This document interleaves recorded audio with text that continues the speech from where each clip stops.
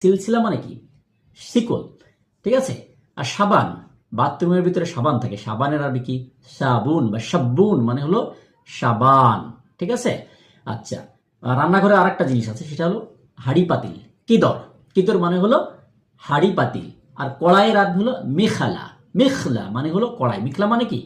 কড়াই। কাপ, কাপের আরবি, কাপ এর আরবি হলো কুব বা ফিনজান, কুব বা ফিনজান মানে হলো কাপ। প্লেট, প্লেট আরবি হলো থিনসি বা সাহান, থিনসি বা সাহান মানে হলো প্লেট, ঠিক আছে।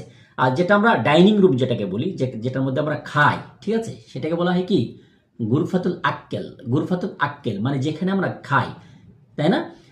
যারা ফ্যামিলি মেম্বাররা যেখানে আমরা খাই, মোট কথা যারা ফ্যামিলি পরিবেশে যারা যেটা আমরা খাই, ডাইনিং রুম যেটাকে বলতে যেটা বোঝায় সেটা হলো গুরফাতুল আক্কেল। আর যেটা আমরা মেস, যারা ব্যাচেলাররা যেখানে খাই, সেটাকে বলা হয় মাতআম, মাতআম মানে হলো mace. So thank you so much for watching this video. Still now, see you again on another video. Till then, take care. Bye bye. Allah Hafiz. مع السلامة والعافية إلى اللقاء إن شاء الله.